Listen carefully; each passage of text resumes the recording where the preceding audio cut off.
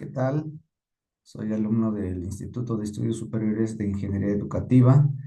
Actualmente estoy cursando la maestría en Ciencias de la Actividad Física en la asignatura Sistema Endocrino. El catedrático de la materia es el doctor Javier Eduardo Rojas Figueroa. Mi nombre es Noé Gómez Rojas, soy licenciado en Educación Física, radico en la ciudad de Tepeaca, Puebla, y el trabajo de hoy es con fecha 18 de enero de 2026.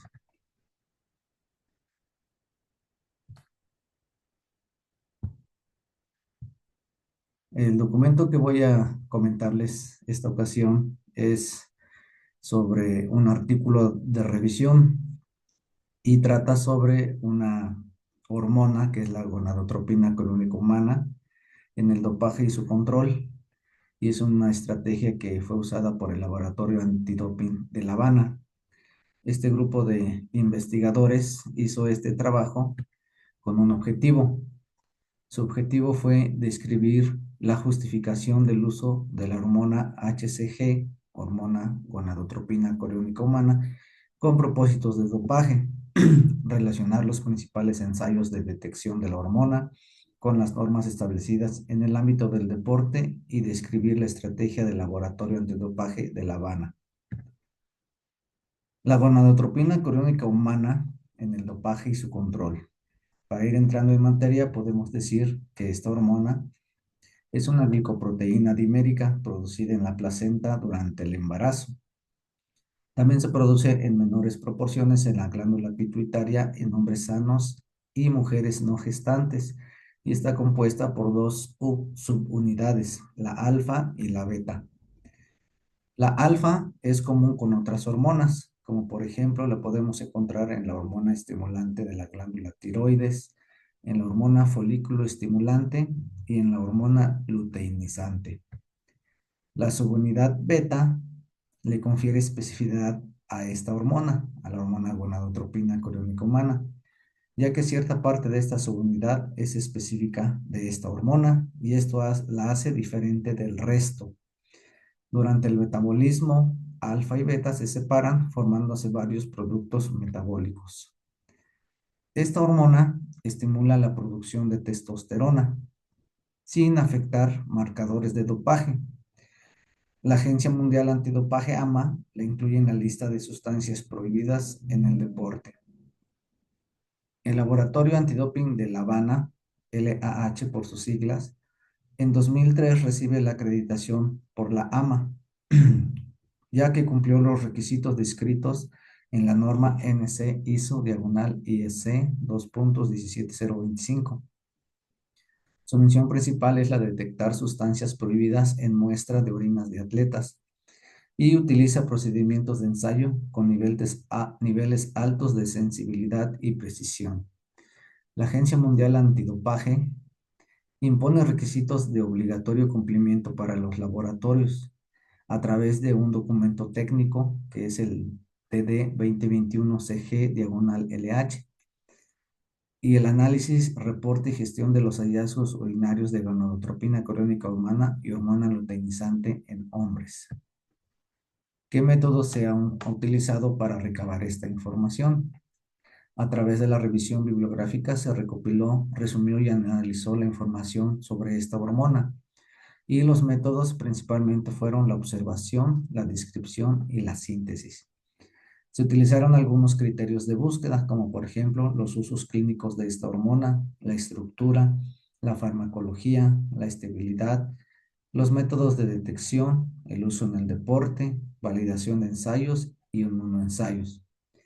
Se revisaron varias fuentes que fueron publicadas desde 1976 hasta 2021 y solo se aceptaron aquellas cuyo origen fuera trazable. De 132 referencias consultadas se seleccionaron 61 y algunos de estos fueron libros, artículos científicos, artículos de revisión y manuales de usuario de instrumentos. La gonadotropina crónica humana es una glicoproteína que se produce en el embrión poco después de la concepción. También se produce por una parte de la placenta.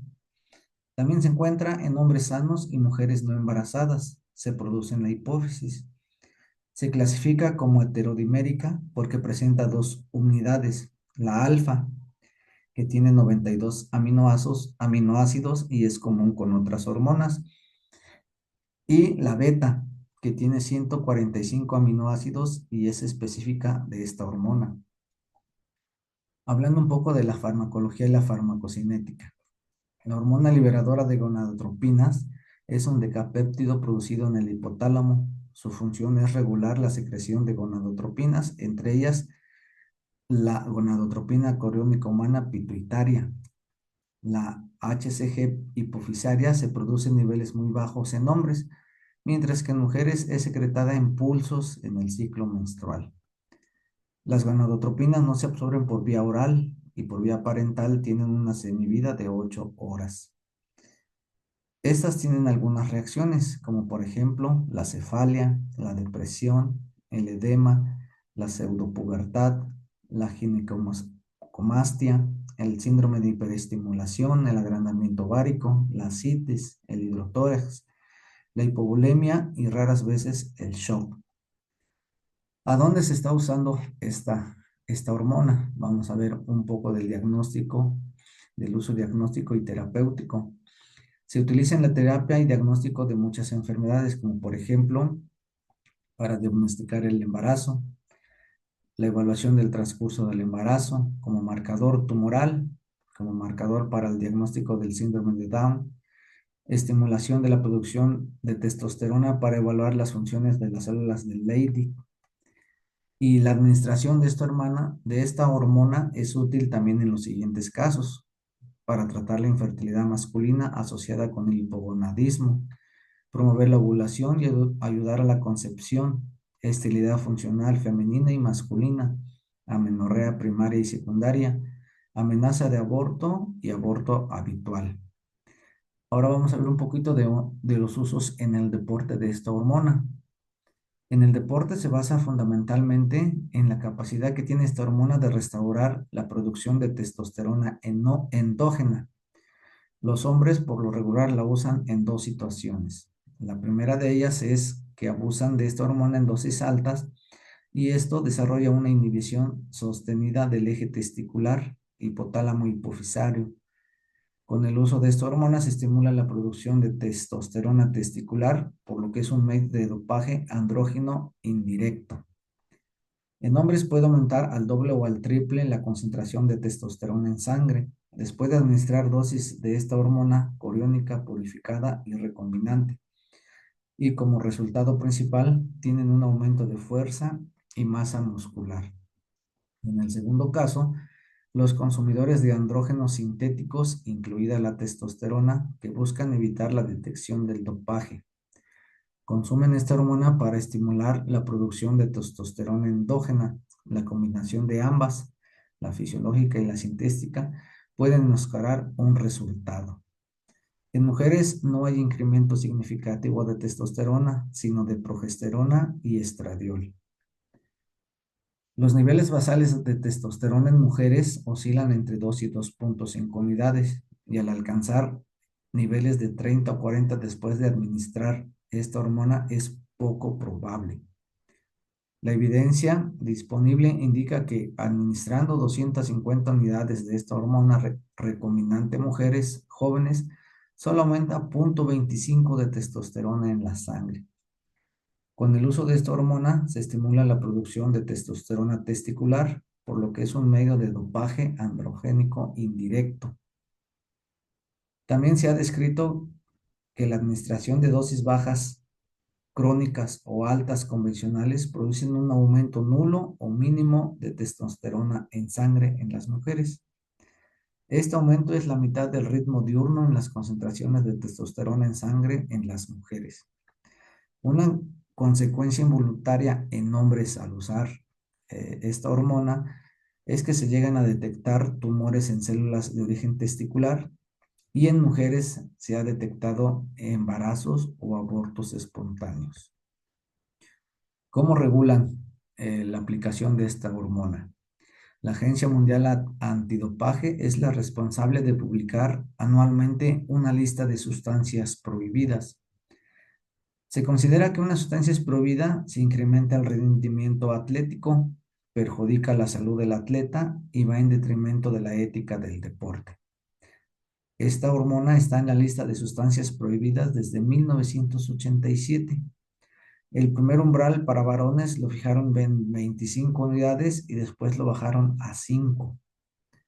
En 2005, esta hormona también se prohibió en atletas mujeres, pero como vieron que había baja probabilidad o nula probabilidad de mejora en el rendimiento deportivo, la probabilidad de detección de embarazo representa una invasión a la privacidad, es decir, al utilizar esta hormona, en mujeres se consideraba una invasión a su privacidad porque podían detectar embarazos y por esta razón desde 2006 esta hormona está prohibida solo para atletas masculinos. Según estadísticas de la AMA, hasta el año 2013, las muestras reportadas como positivas a gonadotropina coriódica humana llegó a representar el 61.4%. Antes de la emisión del primer documento técnico en 2017, los requisitos mínimos para el ensayo de esta hormona y de la luteinizantes recomendaban medir la fracción intacta de la molécula en ensayos de pesquisa, screening o de confirmación. Actualmente en el documento técnico TD 2021-CG/LH establece que la detección de esta hormona en orina puede realizarse en dos fases, preanalítica y analítica. En la preanalítica se contempla la distribución de alicuotas, criterios de validación, análisis de pesquisa y de confirmación y de calidad de los ensayos. Y en la analítica comprende el ensayo de pesquisa y de confirmación. Este es un esquema general que siguen los laboratorios acreditados para la medición de la gonadotropina en orina de atletas masculinos, empezando por la muestra y se van siguiendo el esquema hasta llegar a un resultado. Los métodos de detección y cuantificación. En 1927 se descubrió que esta hormona en orina de mujeres embarazadas, por lo que se desarrollaron métodos biológicos e inmunológicos para la detección en orina y sangre. Actualmente todos los ensayos comerciales para esta hormona se basan en el principio sándwich, que emplea anticuerpos monoclonales o una combinación de ACM y antisuero policlonal. ¿Qué técnicas se han utilizado para la detección y cuantificación de esta hormona? Algunos ejemplos son las tiras reactivas, es el más utilizado en orina e implica el método sándwich de inmunocromatografía. Otros son los inmunoensayos de quimioluminiscencia. Implica la oxidación de sustancias quimioluminiscentes para formar especies intermediarias excitadas y emitir fotones. También se han utilizado los radioinmunoensayos, que utilizan un antígeno marcado con isótopos radioactivos. La reacción es compleja, el periodo efectivo es corto y la contaminación radioactiva la convierte en un método poco atractivo. También tenemos los fluoroinmunoensayos. Estos se basan en la sensibilidad de la respuesta inmune y la detección de fluorescencia. La concentración de una sustancia puede cuantificarse por la intensidad de la fluorescencia provocada por la reacción. También existen los inmunoensayos enzimáticos. Es uno de los primeros métodos diseñados para la cuantificación de esta hormona. En él se combina la amplificación de reacciones catalizadas por enzimas con la especificidad de las reacciones de afinidad anticuerpo-antígeno. Y por último está la espectrometría de masas. Es un método de análisis de medición de la masa iónica mediante la relación masa-carga. Recientemente se aplica para el análisis de proteínas, muestra velocidad alta de detección, alta precisión y ocupa pequeños volúmenes de la muestra. Ahora vamos a ver un poco de la estabilidad de la hormona en la orina. La degradación de esta hormona es inducida por condiciones ácidas, calor y incisión proteolítica, debido a la presencia de enzimas proteolíticas en la orina provenientes de fuentes exógenas y endógenas. Las temperaturas elevadas cuando se transporta la muestra del lugar de la competencia al laboratorio hace que se deteriore la hormona. Un estudio diseñado para verificar la estabilidad de esta hormona en la orina conservada a -20 grados se llevó a cabo con medición de dos intervalos de tiempo, de 5 a 14 años y de una semana a 10 meses. En el primer caso, se detectó una pérdida sustancial de la inmunoreactividad de la hormona. En el segundo caso, se demostró la pérdida de una proporción muy variable de la hormona. En 2010, Thibault y Cole evaluaron la adición de una solución estabilizadora a muestras de orina de deportistas con el objetivo de inactivar químicamente las enzimas proteolíticas y con ello evitar la degradación de esta hormona. Las muestras que almacenaron a menos 20 grados registraron niveles más altos de esta hormona en presencia de tripsina, alfa-quimotripsina, papaína y bromelina. Ahora vamos a ver la estrategia que utilizó el laboratorio antidoping para la detección de la hormona. Primero hicieron un ensayo inicial o pre-screening con el sistema ultramicroanalítico, SUMA en sus siglas. Este sistema microanalítico se creó en la década de los 80 por el Centro de Inmunoensayos de Cuba. Es un sistema completo de reactivos para ultramicroensayos que combina la alta sensibilidad de los ensayos inmunoenzimáticos, ELISA sus siglas.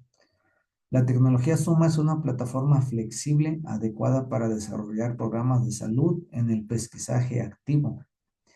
El kit Ultramicro ELISA, o ELISA sus siglas, fue diseñado para detectar esta hormona en orina y suero con fines clínicos.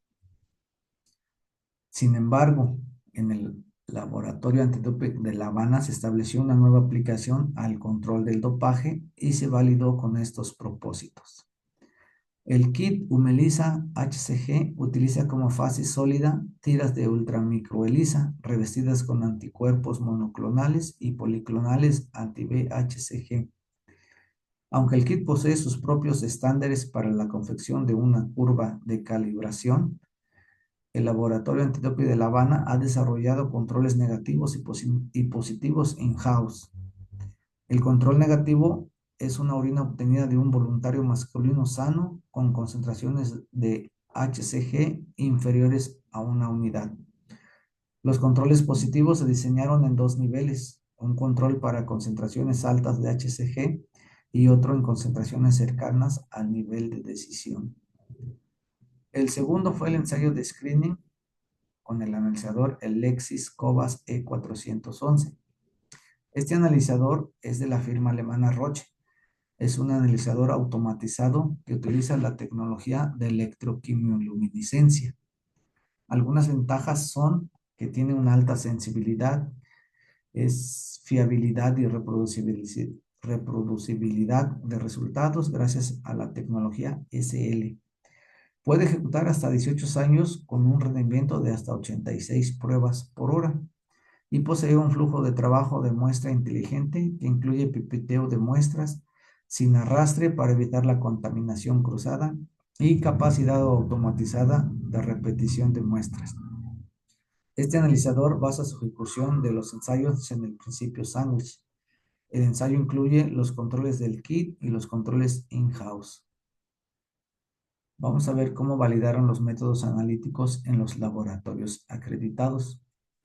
Para validar un método, consiste en su adecuación a requisitos previamente establecidos con el objetivo de resolver un problema analítico particular. Estos requisitos son los que definen los parámetros o criterios de calidad que debe poseer un ensayo. Entre los parámetros de validación se encuentran la exactitud, la precisión, la especificidad, el límite de detección, el límite de cuantificación y la linealidad. Para armonizar los ensayos entre los laboratorios antidopaje, el documento técnico TD 2021-CG-LH establece que los inmunosayos deben mostrar valores de repetibilidad y precisión menores o iguales a 10 y 15%. En ambos ensayos se evaluaron la precisión, la exactitud y la incertidumbre combinada en muestras de orinas contaminadas de HCG. El material de referencia usado fue proporcionado por el Centro de Investigación y Desarrollo de Medicamentos.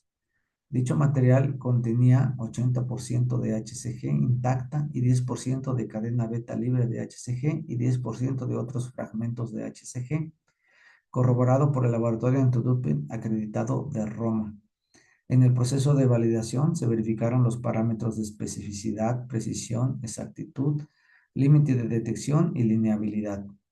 La capacidad de discriminación entre muestras negativas y positivas se evaluó mediante la aplicación de una prueba de Student.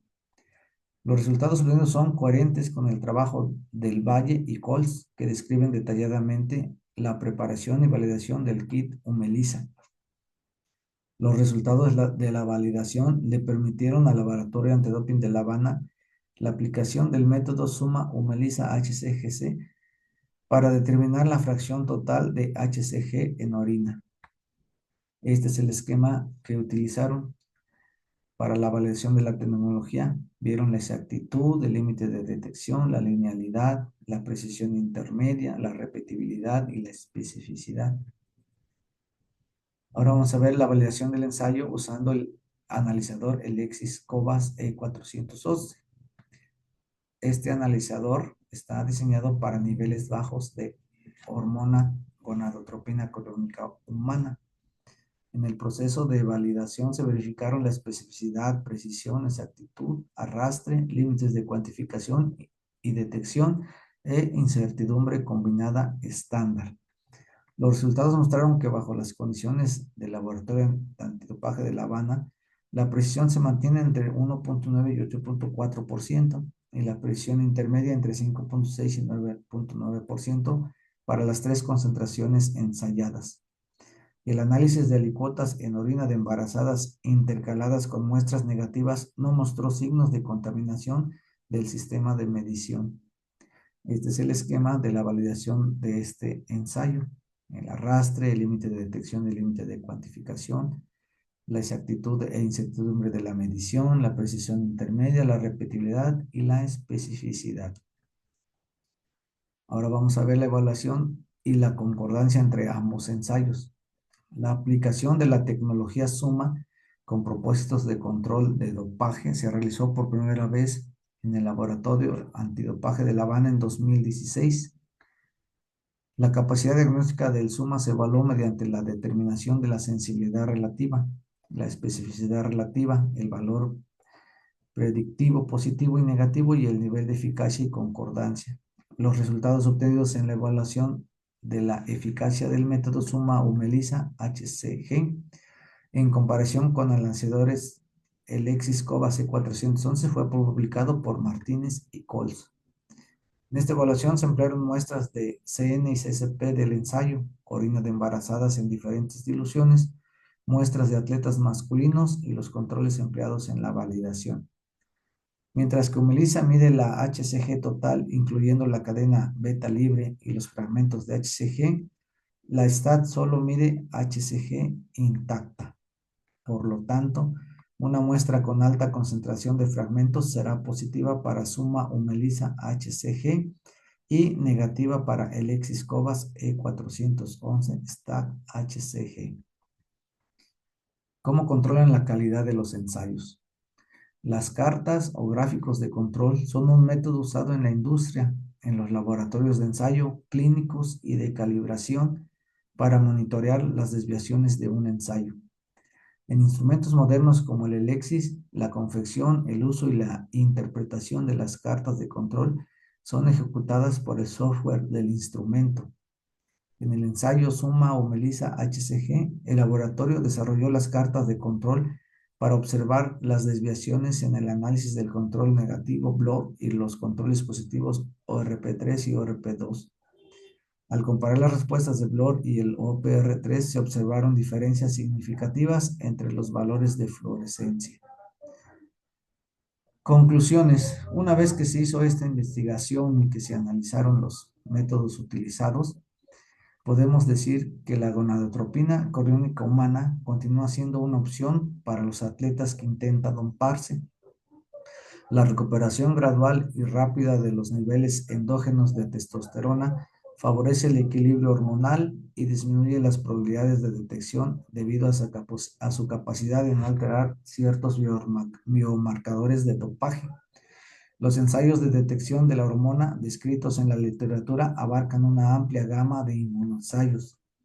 La introducción de la cromatografía líquida acoplada a espectrometría de masas se ha convertido en una técnica atrayente. La estrategia de análisis del Laboratorio Antidopaje de La Habana, siguiendo la normativa de la AMA, se basa en un ensayo de pre-screening usando la tecnología Suma ELISA de producción nacional. Esta misma determina la fracción total de la hormona mediante la técnica de fluorometría. Con ello se descartan las muestras negativas de un ensayo rápido, efectivo y menos costoso. En caso de sospecha de dopaje de gonadotropina coriónica humana, la cuantificación de la fracción intacta de la hormona se realiza mediante un ensayo electroquimioluminiscente. Esto se hace utilizando el analizador Lexis Cova C411 de la firma alemana Roche. Aunque ambos ensayos abarcan un rango de detección acorde a la normativa vigente por la AMA. El laboratorio posee capacidad analítica para la implementación de la técnica CLEM para la detección de la hormona, lo cual aumentaría la exactitud y la precisión de los resultados. Esto ha sido todo. Muchas gracias por su atención y por escuchar mi comentario.